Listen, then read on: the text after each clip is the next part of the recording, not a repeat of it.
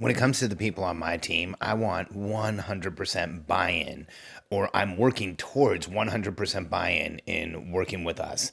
And that means I want to do very little that violates trust and do as much as I can that builds trust. It took me forever in my career to figure out that when you hurt your team, you hurt their family, and that is where your team's going to fall apart and stop performing the fastest.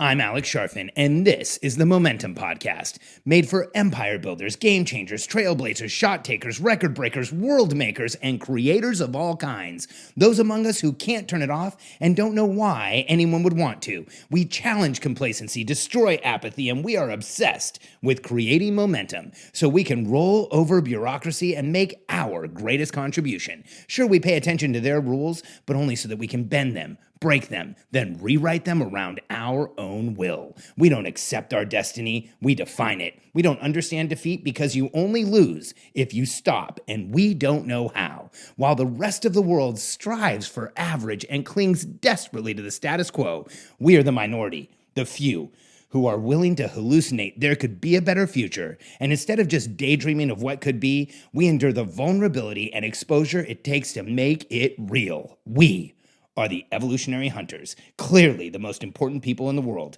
because entrepreneurs are the only source of consistent, positive human evolution, and we always will be. If you're like me, you expect a lot from your team, and you want team members that are excited to come to work every day, that are really productive in their positions, that give you a ton of discretionary effort and outperform the average team member somewhere else. If you're and I think if you're listening to this podcast, you can just make the assumption you're going to be a lot like me if you've never employed people before. It's coming, and you have to understand that you're going to want to have the very highest level producers in every position in your company. You're going to want A players, people who are exceptional at what they do, regardless of what company they're in, but they are incredible in your organization. And you're going to want people that stay that way and that improve over time and that are able to give you more and continue to ascend with the company. You know, there's this myth in business that the people who got you to one stage aren't going to be with you to the next stage. But there's also a lot of businesses where I've been, where they're wildly successful, billion-dollar organizations, and a lot of the founding members of the team or very early members of the team are still there.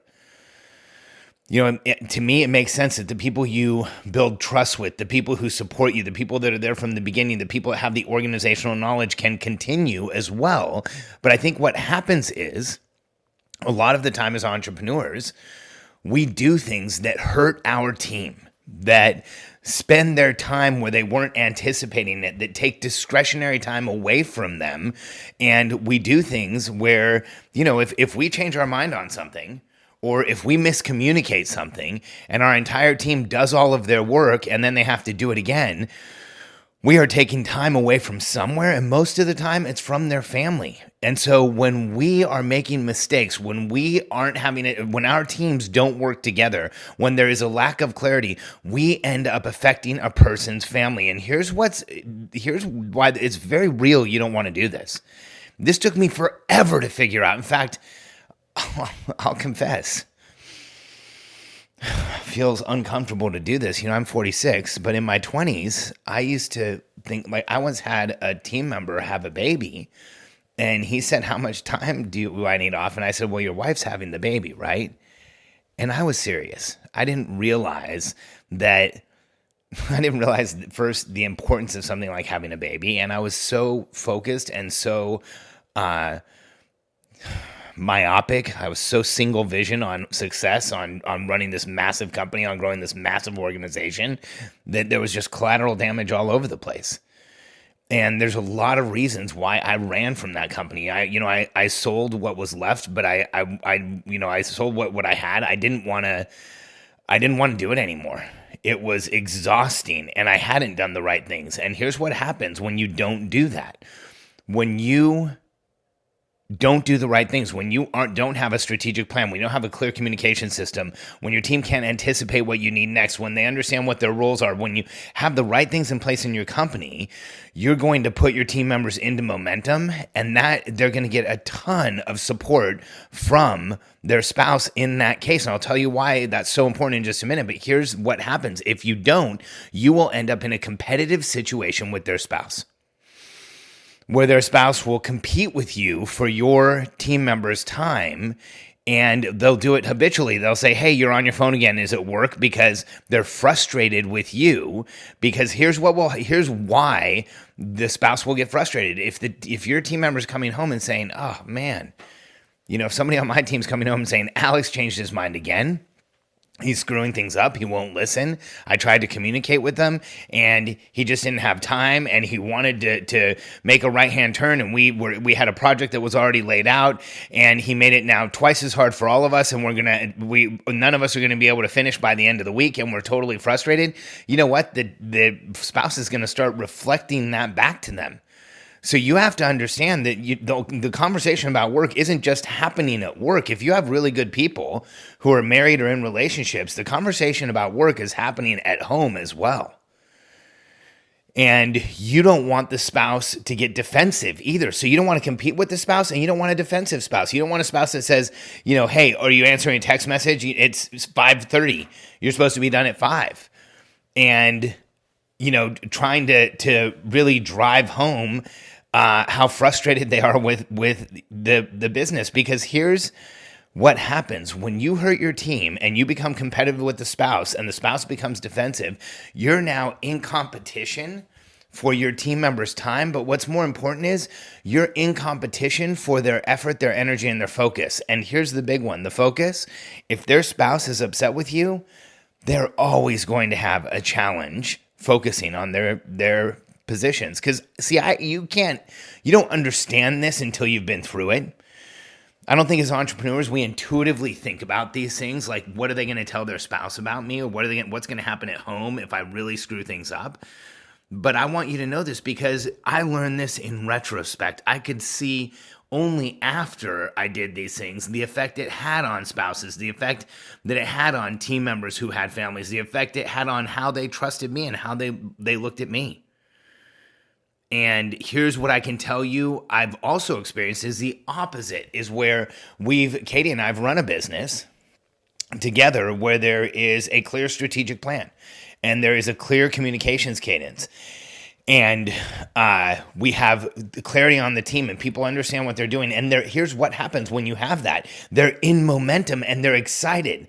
And they're coming home, and they're telling their spouse how excited they are. And here's what happens. If they're in momentum, their spouse is seeing their spouse grow and get more excited and, expand what they're thinking about, expand what they're talking about, and tell them more about how excited they are about the business. And if the spouse sees that, not only will they support the career, they will say, oh, hey, it's okay if you're sending a text message or answering an email over the weekend or whatever it is, because your team's going to do that stuff.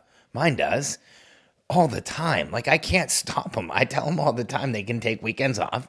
And then inevitably someone asks or makes a suggestion on Voxer or somewhere, and then sooner or later the whole team's weighed in over the weekend. They don't take time off. But here's why I think that my team's like that is we have a system where they feel fully supported. They're in momentum. They're excited. They get the support of their spouse. They're excited about working. They get the support of the people around them. Their spouse supports discretionary time contribution. When they say, hey, I need to take 20 minutes because there's something that came up this week and we're really excited about getting a project done, the spouse is going to say, okay. But if they say, hey, this is the third week in a row, I have to work late, Thursday, Friday, and then some Saturday because Alex changed the project, I'm in trouble. And so if you want to understand how to keep A players on your team forever, get their discretionary time, and have the full support of their spouse, you have to do the right things in your business. And if you get those things, if you have a clear strategic plan, if you have a communication cadence, if you have clarity around your team, and there is a system in place to identify where your company needs, or what your company is going to need next, and then put it in place, put the people, the process, the systems in place. If you have those things, you will get a ton of spousal support, and you will get all of your team members' contribution that they can give you. Because if you're competing with a spouse at all, you're going to get a detuned, deleveraged, not 100% contributing team member. And so don't let that happen, because if you're not steady in your decision making, if you don't learn how to predict the future, if you don't start treating your team with respect and letting them anticipate what they're going to have to do so that they don't feel behind and they don't feel like they're losing, you're going to lose the best team members that you have. And my argument is, if you have a strategic planning system in place and you are allowing everyone to be in momentum, and your entire team understands their role, and there's clear scoreboards, and everyone on the team is excited about their progress, the team members that you have today are going to evolve and grow and show you talents that you never thought they could have. It happens to us all the time. But if you don't, and you hurt your team, you hurt their family, and you will find that you have a team of people who are frustrated, and you might not feel the frustration, but you'll feel it in always asking yourself, why isn't everybody more excited? Why isn't everybody doing more? Why do I not feel like everyone's really doing everything they can? Because on our team, we don't ever wonder that, not even for a minute. Again, I end up coaching often that people should take some time off and give themselves time on the weekend. So if you want a team who behaves in the same way, who acts in the same way, who can support you and where you want to go, learn how to build a constructive company where you have the right systems and the right structure in place so that everyone knows what's going on. There are clear outcomes, clear accountability, and scoreboards, so everyone is in momentum and excited about what they're doing. If that's something you're interested in doing, reach out to us. Go to alexcharfen.com/apply or billionairecode.com/apply. Our Billionaire Code Accelerator is a coaching program where we show entrepreneurs to do exactly that. And there's very few companies out there that play in our space. We are the company that has the systems for hyper fast growth entrepreneurs. So if you've created an opportunity bigger than you can handle, and you know you could be doing more, and you know you could be selling more, and you know you could be creating more and making a bigger impact, go to billionairecode.com/apply. I'm going to guess that the questions on the page are going to be so insightful for you that you're going to start to see that we do things differently. billionairecode.com/apply. I look forward to hearing from you.